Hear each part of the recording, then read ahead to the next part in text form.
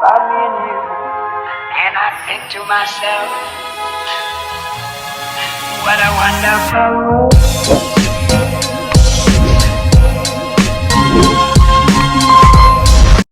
Magandang araw po mga kababayan. Naalala niyo pa po ba si tatay na hinahanap natin yung nakarang araw? Ayan. So, nag-message po sa atin na si tatay ay natagpuan sa Cavite. And balak po sana natin puntahan doon. Hanggang nag-message po ulit sa atin na si tatay daw po ay nakita ulit sa Robinson. So, every night siguro natambay doon si tatay. Pero ngayon, umaga, alas 6 po, ay pupuntahan na po natin si tatay doon, hahanapin na po natin. So, pero malakas ang kutob ko na si tatay ay ando doon lamang sa area, mayroon lang siyang tinutuluyan or tinatambayan at tuwing gabi lamang siya nagpapakita. Ibig sabihin, ay naabangan niya siguro na yung mas maraming tao bago siya pumunta doon para makapanglimos. Pero ngayong umaga, iikutan na natin para malaman natin kung ando doon po ba talaga siya sa area. At pag ando doon siya, kakausapin natin, interviewin natin, at tatanungin natin kung ano ba yung pwede natin maitulong para kay tatay. Pupuntahan na natin yung si tatay na nakita na nandoon daw sa may Robinson. Ang problema lang po natin ay malakas kanina yung ulan, kaya hindi muna tayo tumuloy. At ngayon medyo humina. So magka-tricycle ho kami. Kasama ko si Kuya Alan. So kaya tayo magta-tricycle. Mas mahirap po kasing magdala ng sasakyan. Una yung parking. So para kung hindi mo namin siya makita doon, yung maliliit na daanan, pwede naming mapuntahan, pwede naming daanan gamit po yung tricycle ni Kuya Alan para makita po natin si tatay. Kasi may kutob po ako na si tatay ay may tinutuluyan lamang malapit doon sa area at kailangan po nating mahanap yon. And so nag-tricycle na lang tayo po, para mas madali nating mapuntahan, makita si tatay. Medyo naguguluhan kasi ako doon sa mga may message din. Kasi meron daw nakita sa ganitong lugar, ganyan lugar. Pero nakausap ko na po yung una nag-post, si Ma'am Chari, na nakita nga daw po si tatay dito sa may Robinson ulit. Meron din daw kasi nakita sa Silang. So, parang ang bilis naman maglakad ni tatay kung sa Silang. So, baka kamukha lang. So, kaya ang gagawin natin, hahanapin natin dito sa Robinson para mabigyan natin ng tulong. At tatanungin natin kasi kung nakikita siya dito sa Robinson, bakit ang kwento niya ay pupunta siya ng Bicol? Bakit hindi pa rin siya nakakalis doon? Di ba kung magtutuloy-tuloy yung lakad niya? So kaya tatanungin natin kung ano ba yung talagang buhay ni tatay. And sana makita natin si tatay doon. Agad na nga kaming pumunta patungo sa lugar kung saan madalas daw nakikita si tatay. At magbabakasakali tayo ngayong araw na sa pagkakataong ito ay baka mahanap na natin siya. Ito po yung lugar na palaging nakikita daw si tatay na natambay. So, dito ulit nakita si tatay diyan sa lugar na yan. Kaya lang palagi siyang wala. So, kung baka nga gabi lang nalabas si tatay. Pero ang gagawin namin, iikutan po namin si tatay. Diyan lang siya lagi nakikita sa poste na yan . Ayan . Ito na yung lugar kung saan madalas makita si tatay na namamalimos. Pero ngayong araw na ito ay hindi natin siya makita dito. Pero magpapatuloy tayo maghanap sa mga katabing lugar at magbabakasakali na doon ay tumatambay si tatay. So inikutan po ulit namin dito. Yun nga kasi yung picture po ni tatay laging gabi. So malamang gabi nandoon si tatay. Wala ho dito . Ito ho yung mga kalapit na lugar na posible natambayan ni tatay. Kasi parang sobrang hiwagan ng pagkatao ni tatay . Kasi may nakikita sa kanya sa Cavite, sa Binyan. Pero ang Binyan kasi, dito po sa amin, malapit lang. So, posible na pagka, gabi na nagkakaroon. Oo. Ito na po yung school ni Jeffrey, Ayan na, school ni Jeffrey. So, wala silang pasok ngayon kasi may bagyo. Pero may tuloy pa rin yung klase nila. Dito, naka-online class sila ngayon via Zoom. So ngayon, magdediretso po kami papuntang bayan. Titingnan namin kung nandoon si tatay. Ito yung school ni Jeffrey po. Ayan, oh. Isa pa, maulan ho yung panahon ngayon. So maaaring si tatay sa tago muna, nakasilong. Kung saan siya pwedeng magtago. Kasi maulan ho eh. Medyo umina lang yun yung ngayon, yung ulan. Pero kanina ho, sige lakas ang ulan talaga. Dahil sa bagyo. Pero hanapin pa rin natin si tatay ngayon. Baka nandiyan dyan sa McDo. Ayan, katulad may McDo, may may Jollibee. Baka hindi dito lang.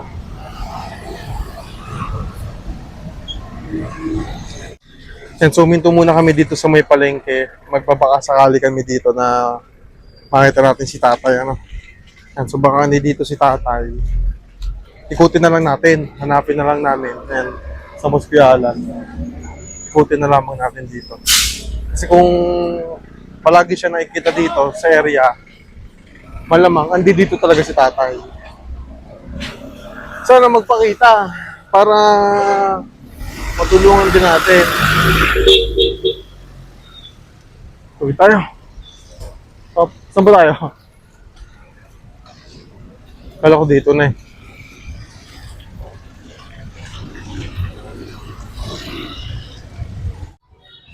So, dito tayo sa palengke, no? So, dito natin hahanapin muna si tatay. Ayan. Nakarating na ho tayo dito sa mismong sentro ng aming lungsod. Ayan.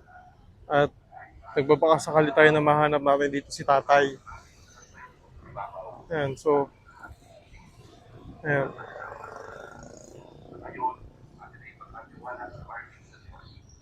Subukan natin maghanap dito. Kasi talaga hindi ho namin makita si tatay eh. Pag wala, didiretso kami doon sa may binyan para makita ho namin. So, ito ho kasi mga pwede niyang tambayan dito eh. Pakaganda pala dito. Ito yung mga pwede niyang tambayan dito. Kaya lang wala. Tuloy-tuloy pa rin tayo sa paghahanap kaya lang hindi natin talaga makita si tatay. So next natin, baka andi dito na sa may binyan. So pupuntahan din natin yung area. Ayan, so galing na kami. Nag-ikot na kami dito sa may bayan ng San Pedro at hindi talaga natin nakita si tatay. So ang next natin na pupuntahan ay sa Binyan. Ito po, inikutan ulit ang lugar kung saan palagi nakikita si tatay. So dito yan eh, pagkagabi.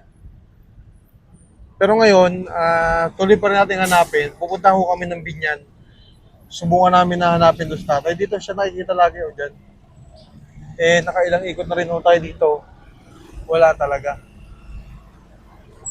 Wala rin sa mga gilid-gilid.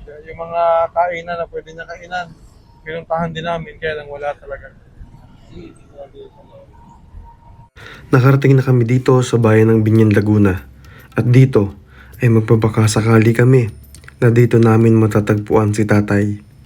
Nakisama na din ang panahon. Tumila na ang ulan. Isang magandang senyales na may mas malaking tsansa tayo na makita natin si tatay.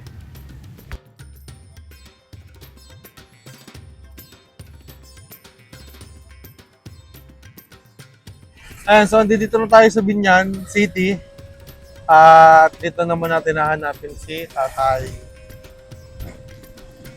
Ikutan natin kasi meron din ditong tambayan yung sa may simbahan, sa may palengke, ng mga possible na pwede niyang hintuan. Kung wala man, pag alis natin dito, tanghali na rin. Bago tayo umuwi muna sa bahay, kung di natin siya makita, ikutan ulit namin yung Robinson. Kasi baka nagpahinga lang din si tatay eh. Maganda sana ngayon kasi walang ulan. Sigurado lalabas si tatay ngayon. Sana yung magpakita na kasi matagal na rin natin hinahanap. para matanungan natin siya kung ano ba talaga yung buhay niya.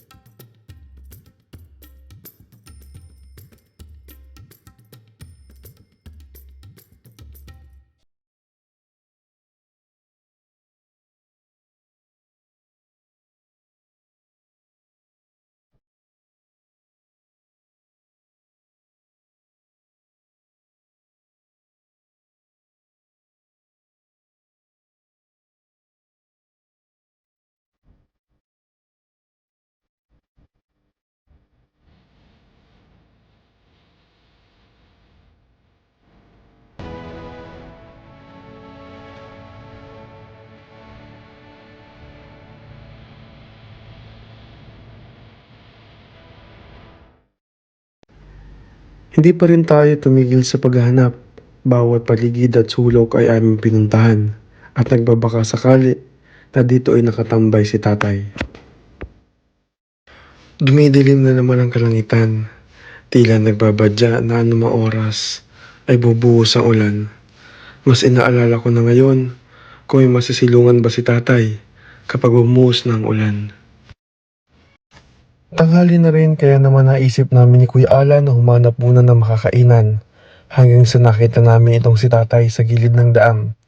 Pero ako ay nagdadalawang isip kung siya ba yung hinahanap namin. Dahil sa malapitan, ang lalaking nakaupo sa gilid ng daan ay mas batang tingnan. Kaya naman agad nating nilapitan si tatay at hindi nga kami nagkamali. Si tatay nga ang matagal na nating hinahanap.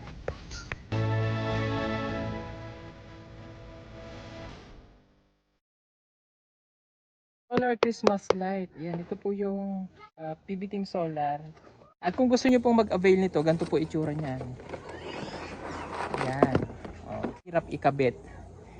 Tapos 50 meters to, mas pinatibay yung kanyang mga wire. Tapos at the same time waterproof na siya. So ito ibibilad lang natin ito. Yan, kasama nung mga Christmas light.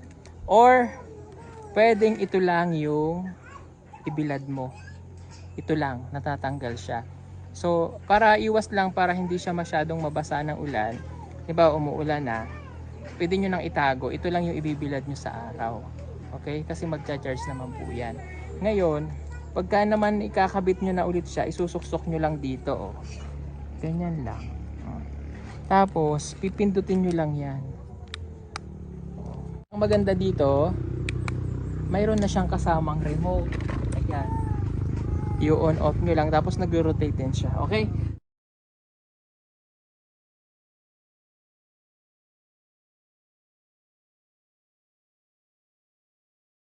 Oh, ang maganda lang talaga dito mga kababayan, may ganito siya.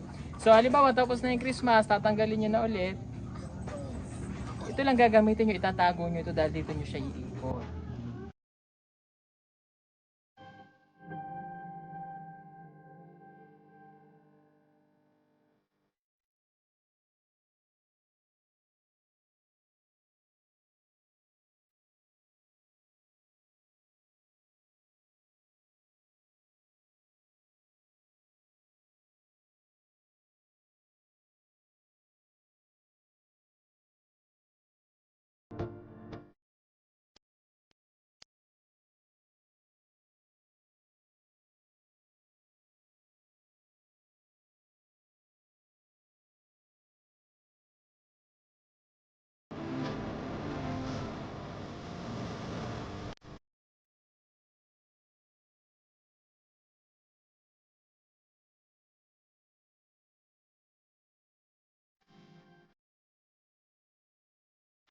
Plus remote pa siya, 50 meters na solar. Pag pinindot ko siya, oh, oh, deep ka. Ang ganda, no? Gamit yung remote, makokontrol nyo na po yung pag-ilaw-ilaw niya. Halimbawa, gusto nyong baguhin, i-reset nyo lang. Oh. Pwede nyo pindutin yung number 1, number 2, 3. Pasko na, magandang mag-design tayo ngayon ng solar, nakasave na sa kuryente, safe pa siyang gamitin, waterproof, at pwede rin pong pang camping. Kung kayo po ay halimbawa mahilig kayong akit sa bundok o mag-beach, gumagamit kayo ng mga tent, gusto nyo may decoration habang kayo natutulog sa gabi. Ayan, tingnan nyo yung ginawa namin. Oh. Kumukuti-kutitap ang gabi. Papaalam muna ako. Pwede ko po kayong i-video? From Pugong Biyahero Team po kami. So ako po si Onjay. Hinahanap po namin kayo kasi may nag-post po sa inyo sa Facebook. May nag-post po sa inyo sa Facebook at nakita po namin iyon at ang sabi po dun sa Facebook, kayo daw po ay naglalakad galing Isabela papuntang Bicol. Tatay, pwede po uli kayong magpakilala? Ano po yung pangalan nyo? Roberto Luterte. Roberto Luterte. Okay. So, ang kwento nyo po ay, paano po kayo napunta sa Bicol? Paano po kayo napapunta sa Isabela? May kumuha sa amin noon eh, na magtatrabaho sa sa Isabela noong 2019. 2019. So 2019 po pumunta po kayo ng Isabela para magtrabaho bilang magsasaka po. Sino po yung kasama nyo na pumunta doon sa Isabela? Mga 7 kami noon eh. Kamag-anak nyo din po? Hindi, kakaibang lugar. Tapos nag-iwaiwala yung ano namin doon. Tapos kada kinakaltasan kami ng pamasahe. Pag pumunta ng pamasahe, yun, kakaltas din sa amin yung sahod. Pagka sumahod kami, kakaltas din sa amin. So kinakaltas din sa inyo. Kumbaga po, may kumuha sa inyo doon para magtrabaho. Tapos, yung pamasahe na ginamit nyo doon ay ibinabawas din sa sahod ninyo. Ano po yung pinakatrabaho nyo bilang farmer doon sa Isabela? Minsan, pagka magbubuhat, yung magbibilad. Magbibilad ho ng palay. Iba-iba, mais, palay, yan lang. Kung anong meron, pagka wala nang tapos ng tag-ani ng palay, mais naman. Magkano po yung kinikita nyo doon, tatay? Minsan, pagka nauuwi lang din siya, minsan, bali-bali, minsan, wala rin. Wala din. Si tatay po ba ay mayroong pamilya?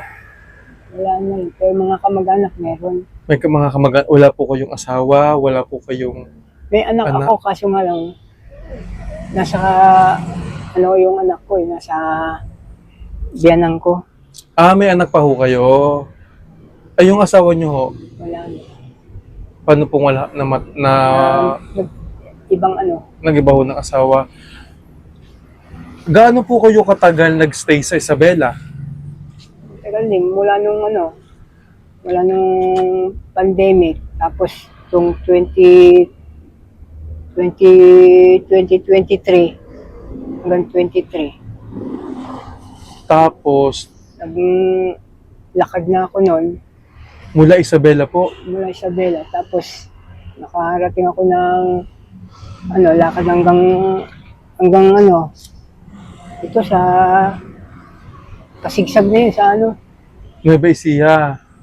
bukod pa sa Nueva Ecija, sa Nueva Vizcaya. Nilakad nyo lang po talaga. Mula 2023 nag-start po kayo maglakad. Kung saan pa ako nakakarating, tatagal ako ng ilang araw sa ilang buwan. Saan po kayo kumukuha ng pangkain nyo?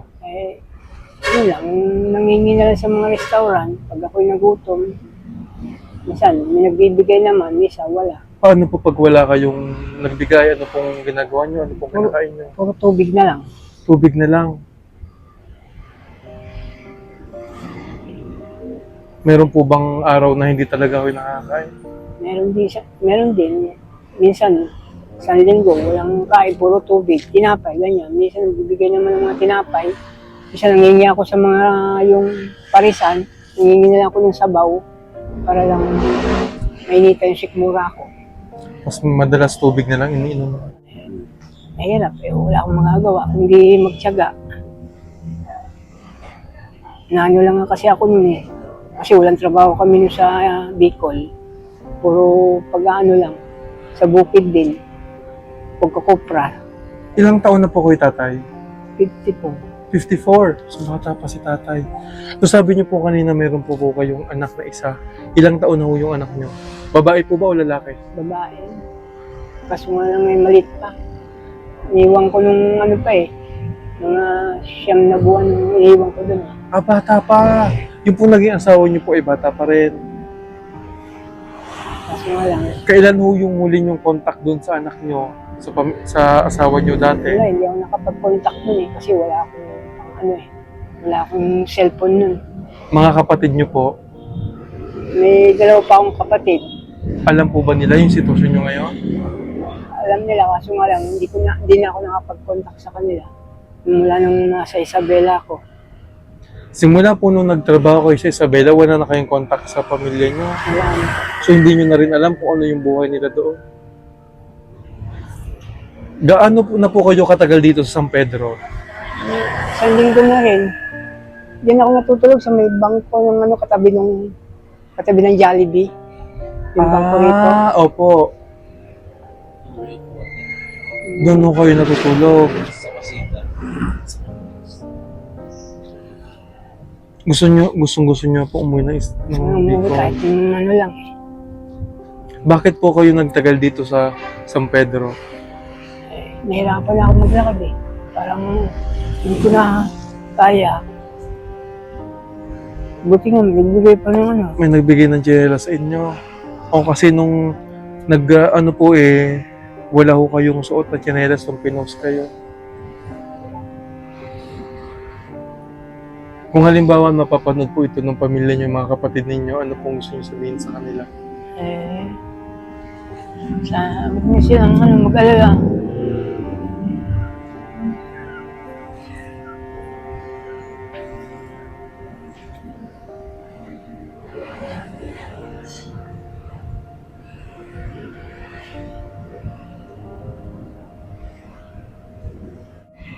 Ako bunso eh. Kayo po ang bunso. Ano pong gusto niyo sabihin sa mga kapatid niyo? Kuya, sana makarating na ako dyan para hindi na ako aalis sa ano. Yun lang yung masasabi ko. Sana yung anak ko man huwag niyong pababayaan. Miss na miss niyo na rin yung mga kapatid niyo.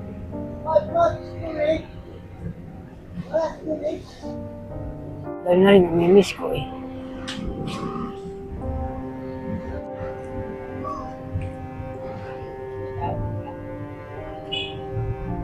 Saan po kayo sa Bicol, tatay? Sa Ragay, Ragay. Camarines Sur.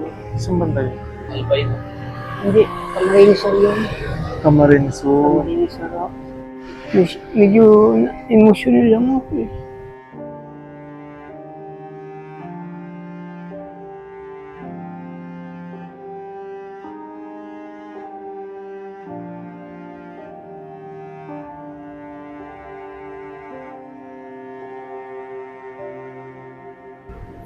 Ano lang, medyo na ano lang talaga ako sa sarili ko.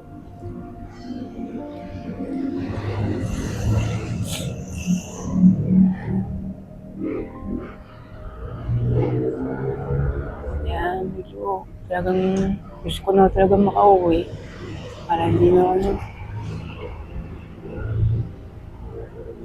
Gusto niyo na umuwi ng Bicol, tatay. Kahit may sakay lang ako, okay na ako yun.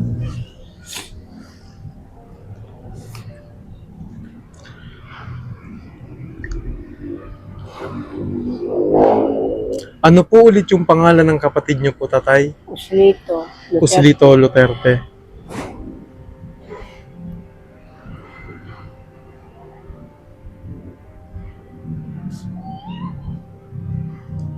Susubukan ho natin kontakin. O baka po may Facebook. Sa mga pamangkin tayo, May mga pamangkin ho ba kayo na... Iwalay-wala yung mga pamangkin ko eh. Nag-iba-iba ng mga ano. pero pag may mauwi naman kayo sa Bicol, Meron sa mga kapatid niyo. kapatid ko. So ngayon po ay sinubukan po namin i-message yung sinasabi kong pangalan na kapatid ni tatay. kapatid niya nasa Bicol. So sana po ay mag-reply. Pero tatay, gustong-gusto niyo na pong umuwi talaga. Kahit may sakay lang ako, okay na. Sasagutin na po namin yung pamasahe niyo pa uwi ng Bicol. Ano po, didikan pa po namin kayo ng pocket money para pagdating niyo po doon kung may iba pang ano ba yung pwede niya sakyan ni tatay? Meron dito, araw-araw dito may biyahe sa Turbina eh. Turbina. Turbina pa o. Pupunta ka ng Turbina. Saan ba ang Turbina? Sa may Dito, Kalamba. Sa may Kalamba. araw-araw. Araw-araw yun. Araw-araw mga dumadaan. Gusto mo na umuwi ngayon tatay? Sana, pwede. Ngayong araw? Makakauwi kayo ngayong araw. Sasagutin ko pamasahe niyo tatay. Meron ho ba kayong extra damit? Ito na nga naubos na yung mga shirt ko pero meron pa ako isang t-shirt dyan. Meron pa kayong damit? Ito kasusuot ko pala. Tanong natin si tatay kung ano yung gusto niya. So, ang gusto po ni tatay ay umuwi ng Bicol. So, yun lang daw talaga. So, pag umuwi siya ng Bicol, hindi na siya, ayaw niya na rin kasi dito. Ayaw mo na dito, tatay. Ayaw mo na dito. Hirap na ako. Hirap na daw po siya. Talagang, kaya kayo naman malimos para may maipon, May ibang pa, lang. pauwi ng Bicol. So, ganito po yung gagawin natin. Sasagutin na po natin yung pauwi ni tatay sa Bicol. Ihahatid natin si tatay. Sasakayan papuntang Bicol. Tapos, bibigyan po natin ng pera si tatay. Bali, bus lamang po yung sasakyan nyo tatay. Tapos, mga ilang oras yung biyahe nun. Hindi ko rin alam. Hindi ko rin alam kung ilang oras ang biyahe. Ano siguro. Kasi yun, tinanong ko po si tatay kung ano po yung gusto niya talagang gawin. So, ang gusto daw po talaga niya ay umuwi. So, syempre, tayo naman ay nandito para nga tulungan si tatay kung ano po yung gusto niya. So, yun yung talagang gusto ni tatay eh. Ganito tatay. Sure ka na ha? Uwi ka talaga? Alam niyo pa po yung bahay niyo doon. Alam ko naman yun. So, tatay, makakauwi ka na. Maraming salamat po sa inyo. Hindi ka ba nagugutom? Medyo gutom pang konti. Medyo gutom ng konti. O dahil nagugutom ka, ikaw gutom ka na rin? Hindi pa naman ako kaano. Kakain muna tayo, tatay. Tapos pagkakain po natin, tatay, ihahatid ka na namin sa, ihahatid ka na namin sa Turbina. Sige po, kakain po muna kami ni tatay. Dahil medyo gutom na. Iba na yung mukha ni tatay. Kanina medyo malungkot, ngayon maliwalas na. Masaya na si tatay. Kasi si tatay ay makakauwi na. Ayan. Kakakausap lamang po natin kay Pugong Biyahero dahil nanghingi po tayo ng advice kung ano po ba yung the best na pwede natin gawin. And sabi naman ni Kuya, kung talagang gusto ni tatay umuwi, bigyan natin ng tulong. Dahil yun naman talaga yung ultimate wish ni tatay eh. Kaya lang naman siya nagtatagal po dito ay para mag-ipon Pamasahe. at pamasahe. Ayan. So, pero bago yan, kakain muna tayo, tatay. Dahil mga gutom na ho kami. Gutom na rin si tatay. So, kakain muna tayo. Ayan. Ay, si tatay, pakainin muna namin. Dapat ho kasi chowking talaga. Awe, magkatabi kasi ito chowking. Ewan ko ba dito? Naligaw. Pero okay naman kasi okay naman yung food. Nahiya na ho kami lumabas kasi nakipark pa naman kami. Nakiusap kami mag-parking. Kain ka tayo ha. Yung burger sa'yo din po.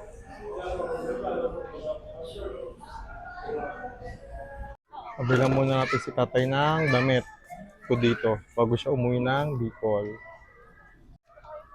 Ayan, so papiliin natin si tatay. Mabilisang bili lang ho ito ng damit para bago siya umulis papuntang Bicol. Meron siyang gamitin. Pati po shirt tay. Pati po short. Apo. Ano po? Ayan, so pinapakuha natin ang damit si tatay. Ayan. O, yung may bulls, meron ka ba dyan? Ayan, mga ganyan. Sa bagay, meron naman bag si tatay. Pabili ka tayo. Ayan. Ayan si tatay. Pinagkasya ni tatay, ang dami no. Kasya? Baka masira yan. Bag mo? Hindi naman. O may brief pa ho, tatay. Tapos na tayo mamili ng damit ni tatay. Bibili naman tayo ng pagkain niya para habang nasa biyahe siya. Kasi mahaba-haba. Ilang oras yung biyahe ni Kuya Alan? Makabuti sila mga 10. So, bibili na tayo ng putputin niya, ng tubig, para habang nasa biyahe, may makakain si tatay, di rin siya magugutom. Tapos, may naghihintay na rin yung sasakyan natin doon. Ano? May sasakyan na tayo papunta ng Turbina kung saan natin ihahalid si tatay sakay ng bus. Ayan. Biskwit. Naghihintay ng biskwit pang baon mo. Para ano. Sige tayo, kuha ka. Ang biskwit. Ano pang gusto mo? Tinapay. Yan lang? Kuha ka pa tayo. Ano pang ano? Tingin mo makakain mo sa biyahe. Isa, Yan. Yan, maganda rin itong Skyflex. Madali itong makatanggal ng gutom. Kung sakasakali man. Ano pang mga biscuit tayo? Medyo tayo dito. So, may mga binili tayong tubig, toothbrush, sabon. Pagkain ni tatay. Ano pa? kandila ko pala. Ha? Kandila. Kandila? Bakit? Ano yung kandila? Sa para Oh, sa mga sige. kapatid ko. Okay, sige. Kandila daw. Okay. Posporo. Oh. Oh, yan. Sige, kunin mo na yung tatay. Okay, mga kailangan daw ni tatay pa uwi. Ay, kasama na po natin si tatay ngayon. Nakapag-grocery na tayo. Ayan. Shampoo, pagkain, tubig, sabon. And nakabili na rin tayo ng damit. Excited ka na, tatay? Okay. Okay naman? Okay. Kaya din natin si tatay papuntang Turbina at doon po natin isasakay si tatay sa bus papunta ng Bicol po. Ayan. Ayan, so babiyahin na po kami papuntang Turbina. Ayan.